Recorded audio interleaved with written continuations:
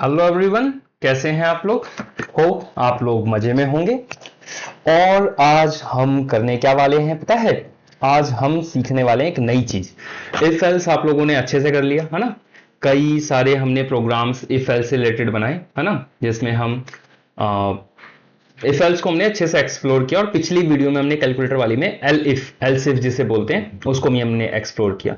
तो else if में एक चीज थी जो मैंने शायद बताना मैं भूल गया, कि अगर कोई भी एक ब्लॉक चल गया उसमें से, मतलब अगर इफ चल गया या एल्स इफ का कोई भी एक चल गया तो दूसरा नहीं चलेगा। ठीक है, और यही हमारी रिक्वायरमेंट भी थी कि मान लो अगर प्लस वाला चल गया तो फिर बाकी सबको चलाने की या चेक करने की जरूरत ही नहीं है ना, क्योंकि इनपुट हम क्या ले रहे हैं, एक नंबर ले रहे हैं। आइदर इनपुट में प्लस आएगा या माइनस आएगा या डिवाइड आएगा या मल्टीप्लाई आएगा। तो अगर एक चेक चल गया, मतलब एक हमने चेक कर लिया, प्लस हमारा सेटिस्फाई हो गया कि प्लस उसने डाला है, तो फिर माइनस डिवाइड मल्टीप्लाई का तो केस ही नहीं बनता ना कि चेक करें। समझ रहे हैं। तो इस वजह से अगर आपने पिछली वाली वीडियो देखी है तो आपको यह क्लियर हो जाना चाहिए कि सिर्फ उन जो चार हमने लिखे थे कि एल्स इफ कंडीशन या operator is equal to plus, फिर हमने नीचे चेक किया else if operator is equal to minus, else if operator is equal to multiply. अगर कोई भी एक ब्लॉक सेटिस्फाई हो गया कंडीशन, मतलब उसमें सेटिस्फाई होने का मतलब क्या होता है बच्चों, कि अगर उसमें प्लस लिखा है तो मतलब कंडीशन सेटिस्फाई हो जाएगी कि हाँ भाई प्लस ही है। तो जैसे ही एक ब्लॉक चल गया उसके नीचे के जितने ब्लॉक है कोई नहीं चलेगा। अगर सबसे लास्ट वाला चला तो मतलब ऊपर के तो सारे चलेंगे ही। समझ रहे हो ना कि लाइन वाइज चलता है। पहला चल गया, पहले चेक करेगा प्लस है नहीं है, माइनस है नहीं है, मल्टीप्लाई है नहीं है, डिवाइड है हाँ है, तो डिवाइड वाला चल गया, ऊपर के भी सारे चल गए। लेकिन अगर उसने चेक किया प्लस है हाँ है, तो प्लस वाला चल जाएगा, नीचे के कोई नहीं चलेंगे। समझ आ रहा है बच्चों। तो ये चीज एक चीज थी जो मैं कल मिस कर गया आपको बताना, तो इसलिए मैंने अभी बताया कि एल्स इफ जिसे हम बोलते हैं, एल्स इफ एल इफ हम लिखते हैं पाइथन के अंदर, और जावा के अंदर एल्स इफ लिखते हैं हम उसको पूरा। जावा भी एक लैंग्वेज है मैं बता दूं आपको, बट अभी हम पाइथन की बात करते हैं। तो पाइथन में हम एल इफ लिख रहे थे, एल इफ ये कंडीशन है, एल इफ ये कंडीशन है तो ये करो, एल इफ ये कंडीशन है तो ये करो, है ना। तो वो चीज आज हम क्या करने वाले हैं, आज हम करने वाले हैं लूप, है ना। आज हम पढ़ेंगे लूप। लूप क्या होता है बच्चों, लूप होता है कि कोई काम अगर आपको बार बार करना है तो हम क्या करते हैं, हम लूप चला देते हैं। ठीक है, लूप क्या करता है, जैसे मान लो एक एग्जांपल लेते हैं, एक छोटे से मैं काम का एग्जांपल लेता हूं, ऐसे बहुत सारे एग्जांपल्स हो सकते हैं। ठीक है, तो हम क्या करते हैं मान लो एक आप सभी ने छोटी क्लास में 10 तक भी 8 तक भी हम एक चीज करते हैं जिसे हम बोलते हैं टेबल। टेबल हम कैसे लिखते थे, मान लो 3 का टेबल लिखना है तो 3 multiply 1 is equal to 3, 3 multiply 2 is equal to 6, 3 multiply 3 is equal to 9, 3 multiply 4 is equal to 12, 3 multiply 5 is equal to 15। अब आप बोलोगे सर ये क्या टेबल पढ़ा रहे हो। आप इसमें देख रहे हो क्या चीज कॉमन है। आप देखोगे हर लाइन में हम मल्टीप्लाई कर रहे हैं, हर लाइन में हम मल्टीप्लाई कर रहे हैं, और हर लाइन में ना सिर्फ ये नंबर बढ़ते जा रहा है। देखो 1 2 3 4 5 ये नंबर कांस्टेंट है। तो क्या हो अगर मैं इस नंबर को एज अ इनपुट ले लूं, मतलब मैं यूजर से पूछूं कि भैया आपको किस नंबर का टेबल चाहिए, उसने बोला मुझे 5 का टेबल चाहिए, तो ये नंबर हमको मिल गया 5। हमने 5 5 हर जगह पे लिख दिया क्योंकि 5 तो मिल गया हमें। अब हमको मल्टीप्लाई का साइन लगाना भी आता है। मल्टीप्लाई मतलब हम एक्स का साइन लगा देंगे, है ना। एक्स लगा दो, मल्टीप्लाई लगा दो, डिवाइड लगा दो। तो हम टेबल लिख रहे हैं तो मल्टीप्लाई का साइन लगा देंगे। तो मल्टीप्लाई का साइन जो होता है ना रियल में बच्चों, वो छोटा वाला होता है, ये वाला स्टार वाला, लेकिन हम इसमें एक्स लिख देंगे ताकि मल्टीप्लाई जैसा लगे। ठीक है, तो ये हम एक्स लिख देंगे ताकि मल्टीप्लाई जैसा लगे। और यहां पे हम क्या लिख देंगे, यहां पे हम लूप चला देंगे। लूप कितने तक चलाना है, 1 से लेके 11 तक। 11 का मतलब 10 तक ही चलेगा वो लूप। तो यहां पे हम लिखेंगे 1 फिर 2 फिर 3 फिर 4 फिर 5 फिर 6 7 8 9 10 तक। ठीक है, और यहां पे 5 5 5 यहां पे मल्टीप्लाई इज इक्वल टू, अब यहां पे क्या करेंगे, यहां पे हम करेंगे जो इनपुट हमने यूजर से लिया है जिसको हम नम के अंदर रखेंगे, नम मल्टीप्लाई में जो भी हमारा लूप जब चल रहा है, तो पहला लूप चलेगा तो 1 मिलेगा।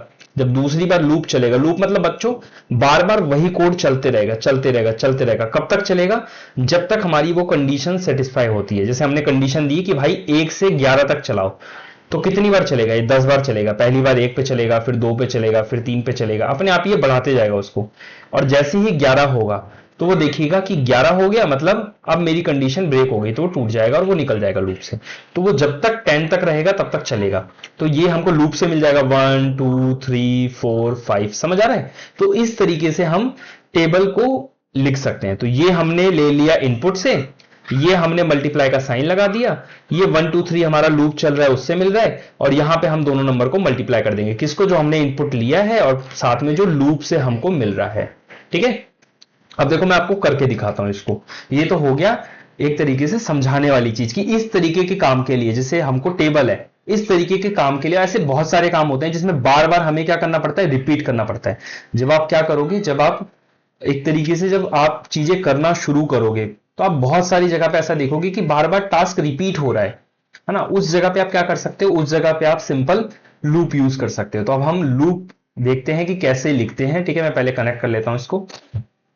सो हम सबसे पहले देखते हैं लूप। तो लूप कई टाइप के होते हैं, फोर लूप होता है, वाइल लूप होता है। आज की क्लास में हम फोर लूप के बारे में पढ़ेंगे और 2-3 क्लासेस में हम फोर लूप ही पढ़ेंगे। जैसे हमने इफ एल्स को अच्छे से समझा, 2-3 क्लासेस ली, वैसे ही हम फोर लूप को 2-3 क्लास में समझेंगे, फिर वाइल लूप को 2-3 क्लास में समझेंगे।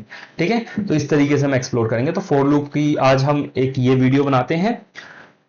ओके, ठीक है, तो फोर लूप हम लिखते हैं सबसे पहले। सो हमने लिखा फोर, ठीक है। तो फोर लिखने के बाद आपको ये ब्रैकेट लगाने की जरूरत नहीं है। फोर आपको आई मिलेगा और आपको देना होता है इन रेंज, इन रेंज, और आपको रेंज देनी होती है कहां से कहां तक नंबर। जैसे मुझे 1 से लेके 5 तक चाहिए, तो 5 से 1 बड़ा आप नंबर दोगे।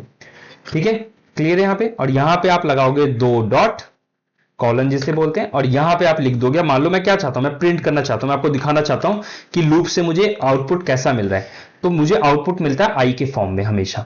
ठीक है, तो ये आई के फॉर्म में मेरा आउटपुट होगा। तो देखो मैंने क्या किया, मैं आपको दोबारा से समझाता हूं। मैंने बोला भाई मुझे फोर लूप चलाना है जिसमें मुझे जो आउटपुट आप मुझे दोगे, लूप भैया आप जो मुझे दोगे आउटपुट, वो होगा आई की फॉर्म में। और रेंज क्या होगी, रेंज होगी 1 से लेके 5 तक। तो मैंने 5 + 1 किया, इधर 6 लिखोगे तो वो एक कम तक चलता है, याद रखना। तो अब यहां पे मुझे प्रिंट कैसा होना चाहिए, 1 2 3 4 5 तक। ठीक है, अब मैं इसको रन करता हूं, आप देखना। तो ये देखो कैसा हो गया, 1 2 3 4 5। पहली बार लूप चला, दूसरी बार लूप चला, तीसरी बार लूप चला, चौथी बार लूप चला, पांचवी बार लूप चला और खत्म हो गया। अब मैं यहां पे अगर 7 कर दूंगा, 7 कर दूंगा, सॉरी मैं यहां पे 7 कर दूंगा तो 6 टाइम्स लूप चलेगा। क्लियर है? ये आप अभी के लिए याद कर लो कि इस तरीके का सिंटैक्स, इसको क्या बोलते हैं, सिंटैक्स। जब भी आपको फोर लूप चलाना होगा ना, तो आपको इसी तरीके से लिखना होगा। आपको लिखना होगा फोर आई जे, कुछ भी लिख सकते हो, ये जरूरी नहीं है आई। यहां पे आप अगर जे लिखोगे तो आपको इनपुट किसके फॉर्म में मिलेगा, जे की फॉर्म में। आई जे इन रेंज, और रेंज के बाद आप ब्रैकेट लगाओगे और कहां से कहां तक लूप चलाना है। मान लो 3 से लेके 6 तक लूप चलाना है। ठीक है, तो ये हो गया। और यहां पे आप लगाओगे कॉलन, और यहां पे फिर आप प्रिंट करना चाहो तो प्रिंट कर सकते हो, किसको, जे को। अब देखो अब इसमें डेटा किसमें मिल रहा है, जे में मिल रहा है, तो आई थोड़ी प्रिंट करोगे, किसको प्रिंट करोगे, जे को प्रिंट करोगे। तो ये हमारा 3 4 5 तक चल गया, क्योंकि 6 तो चलेगा नहीं। क्लियर है यहां पे? तो ये हो गया आपका लूप। अब मैं इस लूप की हेल्प से क्या करने वाला हूं बच्चों, देखना आपका टेबल कितना बड़ा होता है, और मैं इस लूप की हेल्प से टेबल को सिंगल 2-3 लाइन के कोड में खत्म कर दूंगा। अब देखना, तो सबसे पहले हम एक इनपुट लेने वाले हैं नम के अंदर, नम इज इक्वल टू, हम इसको इंट में कन्वर्ट कर देंगे, और यहां पे हम क्या लेंगे, इनपुट लेंगे, इनपुट लेंगे और हम बोलेंगे एंटर अ नंबर। हम क्या बोलेंगे भाई, enter a number for table. ठीक है, मैंने बोला टेबल के लिए भाई एक नंबर डालो। ठीक है, ये नंबर आ जाएगा हमारे पास। तो ये नंबर आ गया हमारे पास। अब हम क्या करेंगे, हम फोर लूप चलाएंगे। फोर आई इन रेंज, और रेंज कहां से कहां तक होगी बच्चों, 1 से लेके 11 तक, क्योंकि 10 तक टेबल हम प्रिंट करते हैं ना। 2 1 2, 2 9 18, 2 10 20, खत्म हो जाता है 10 पे। तो हमने ये लिखा, और हम क्या करेंगे, आई में डेटा आ रहा है, मतलब आई में 1 2 3 4 आएगा। तो हम सबसे पहले क्या करेंगे बच्चों, देखो हमको टेबल किसका प्रिंट करना है, जो हमारे नम के अंदर आया है। तो हम लिखेंगे नम मल्टीप्लाई, मल्टीप्लाई की जगह पे हम एक्स लिखेंगे, नम एक्स, और फिर हम क्या लिखेंगे, आई। फिर हम क्या करेंगे, देखो यहां पे ना, अब देखो नम जो है, नम जो है एक नंबर है, और ये जो एक्स है ये एक स्ट्रिंग है। तो हमको यहां पे एक कॉमा लगाना पड़ेगा, क्योंकि कॉन्काटिनेशन हो रहा है ना।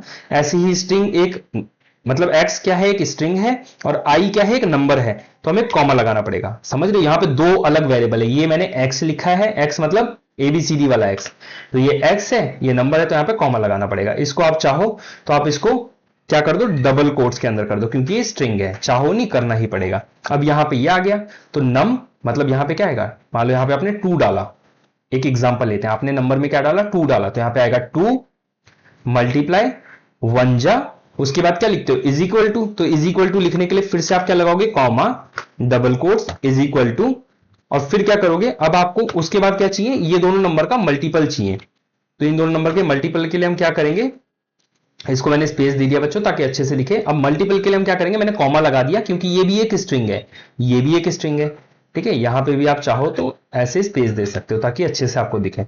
अब यहां पे अभी मैं ना स्पेस नहीं देता हूं, तो मैं स्पेस दे के जब आपको दिखाऊंगा ना तो आपको समझ आएगा कि अच्छा स्पेस का क्या काम होता है, ठीक है। तो बच्चों देखो, आपको ना बहुत प्यार से समझना, और जो चीज देखो, एक चीज मैं आपको अभी बताता हूं, अगर कोई चीज समझ नहीं आ रही है, सबसे पहले मैं जो जो लिख रहा हूं ना आप साथ साथ में टाइप करो। अगर कोई चीज फिर भी समझ नहीं आ रहा है तो आपको क्या करना है, पहले आपको लिख लेना है, फिर आपको समझना है। अगर फिर भी नहीं समझ आ रहा है, रन नहीं हो रहा है, तो आपको नेक्स्ट वीडियो देखना है, इस वीडियो को आपको अभी छोड़ देना है। फ्यूचर में आपको अपने आप ही धीरे धीरे समझ आ जाएगा। आपको स्किप नहीं करना है कोर्स, ऐसा नहीं कि मुझे समझ ही नहीं आ रहा मैं कोर्स छोड़ रहा हूं। देखो हर किसी के साथ ऐसा ही होता है, शुरू में आपको समझ नहीं आता है, जब आप आगे पीछे की 2-4 वीडियो देखोगे ना तो आपको रिलेट होंगी चीजें। कुछ चीजें जो अभी नहीं समझ आ रही है वो 2 वीडियो बाद समझ आ जाएंगी, कुछ चीजें जो 2 वीडियो बाद नहीं समझ आ रही थी वो अभी समझ आ जाएगी, इस तरीके से होगा, ठीक है।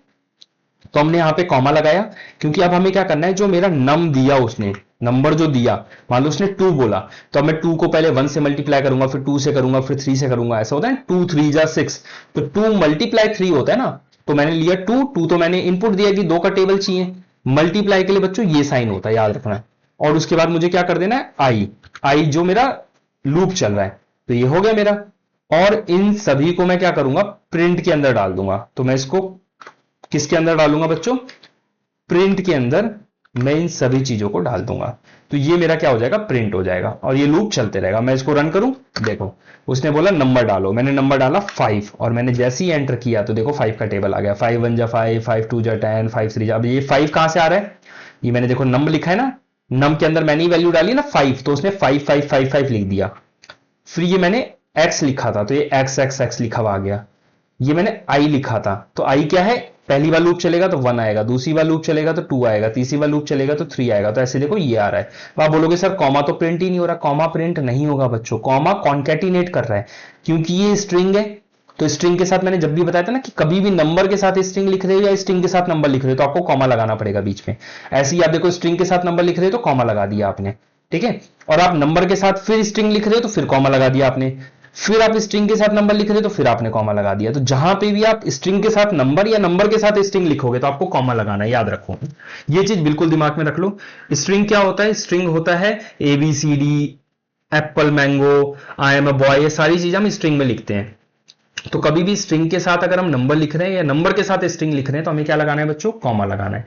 तो हमने यही किया, पहले हमने लिखा नंबर जो कि ये है, फिर हमने लिखा x जो कि ये आया, फिर हमने लिखा i जो कि ये आया, और फिर हमने लिखा इज इक्वल टू जो कि ये आया, फिर इसको हमने मल्टीप्लाई कर दिया। तो आप देख रहे हो नंबर 1, पहले नम में क्या है 5 है, पहले 1 से मल्टीप्लाई होगा तो 5 आ गया, फिर 2 से मल्टीप्लाई होगा तो 10 आ गया, फिर 3 से मल्टीप्लाई होगा तो 15 आ गया, फिर 4 से मल्टीप्लाई होगा, क्योंकि नंबर हमेशा बढ़ते जाएगा, पहला 1 आएगा, फिर इसमें +1 हो जाएगा, 2 आएगा, फिर 3 हो जाएगा, और ये कब तक चलेगा, जब तक वो 11 पे नहीं पहुंच जाता। जैसे ही 11 पे पहुंचेगा ये ब्रेक हो जाएगा, ये रेंज से जैसे ही बाहर गया, 10 तक रेंज है, जैसे ही 11 पे गया तो 11 का मतलब ब्रेक होने का पॉइंट है, यहाँ पे ब्रेक हो जाएगा और वो कुछ भी प्रिंट नहीं करेगा 11 का। देखो 11 वाली लाइन प्रिंट ही नहीं हुई।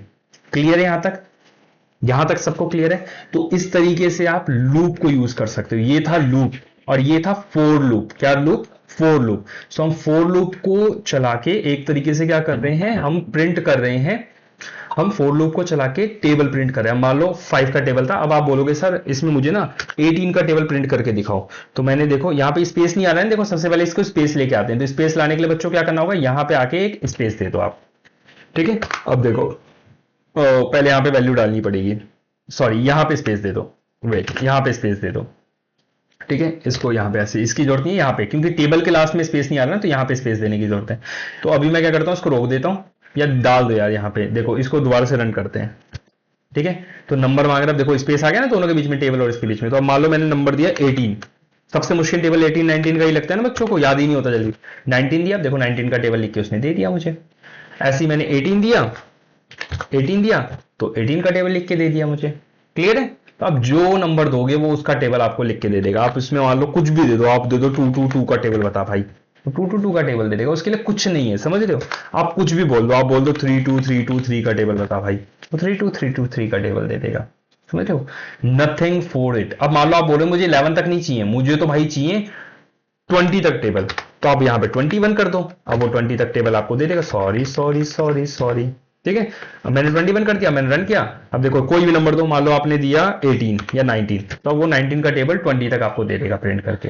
तो आपको मान लो जितने तक की जरूरत है आप उतने तक का टेबल प्रिंट करा लो। आपको मान लो जरूरत पड़ती है 50 तक के टेबल की, तो आप 51 लिख दो इधर और इसको रन कर दो, और यहाँ पे आपने मान लो दे दिया 13 का टेबल, तो 13 का टेबल वो 50 तक प्रिंट कर देगा।